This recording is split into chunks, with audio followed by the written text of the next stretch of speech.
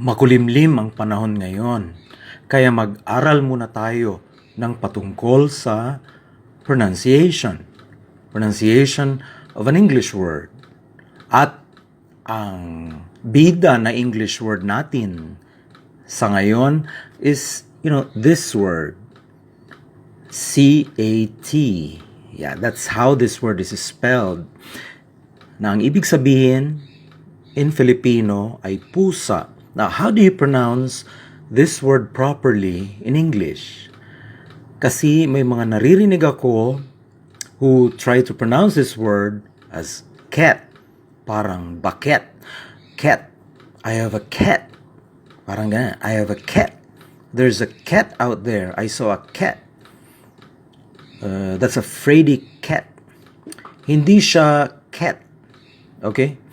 Now, for us to be able to know how to pronounce this word properly, let's try to break it down dun sa spelling ng word na ito. So, spelling-wise, orthographically, there are 3 letters comprising this word. A letter C, a letter A, and a letter T. In English, if you pronounce, kailangan may corresponding phoneme on how you should produce a letter. So, 3 letra yan, nagkataon din na 3 phonemic representations din siya. So, yung letter C sa word na ito is actually pronounced this way. Ang tawag sa mga simbolo na ito are IPA symbols or the symbols of the International Phonetic Alphabet or IPA. Yan. So, the letter C in this word is actually pronounced as K. That is how you pronounce this phoneme sa IPA. K. There. Kasi in English, hindi sa lahat ng pagkakataon, yung letter C is actually pronounced as K. Say, for example, some English words like acid, A-C-I-D. Yung C doon, hindi naman siya pronounced like a K sound. It's pronounced like an S sound. Acid. There, you don't say akid. It's acid. Pero sa word na ito, nagkataon na yung letter C is actually pronounced as K. Next is the letter A. Sa English, magkakaiba ang paraan kung paano i-pronounce ang letter A. Hindi katulad sa Filipino, na iisang paraan lang. Basta nakita mo yung letter A, there's only one way to pronounce that.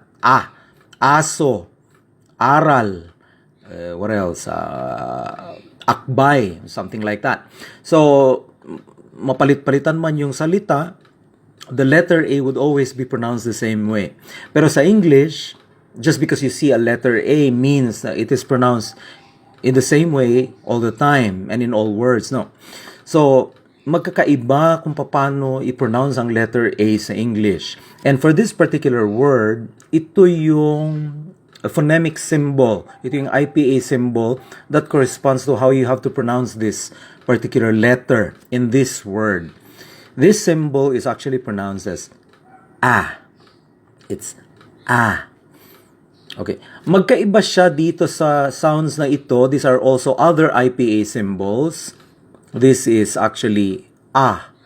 This is like the Filipino A sound, like aso, which is also a sound adopted into the English phonology. Kasi may mga English words din which contain this particular sound, like when you say calm, palm, psalm. By the way, you pronounce psalm either with an L sound or with a silent L. So you can say either psalm or psalm. There. Either way, A pa rin yung sound niya, like the Filipino A. This symbol is actually pronounced as E. E. So this is A, this is E. Sa gitna niya, midway between the A and the E is this sound. It's A. So parang pumapagitna itong sound na ito sa gitna nito. So you know how to pronounce an A and then E. This is A. And that's actually how we pronounce the letter A in this particular word. And of course, the last letter is letter T, which, well, may mga variations din kung paano i-pronounce ang letter T sa English. It could either be aspirated or hindi siya aspirated. Depende kung saan nakalocate yung letter T. There. So, well, just simple T. T. There. So, combining all these phonemes taken all together. So, how do you pronounce this word now? It's actually pronounced as cat. Cat. So, I saw a cat. I have a cat. It's not cat. I saw a cat. There's a cat out there. There's a cat out there. It's cat. Okay, so that's the proper way of pronouncing this particular English word.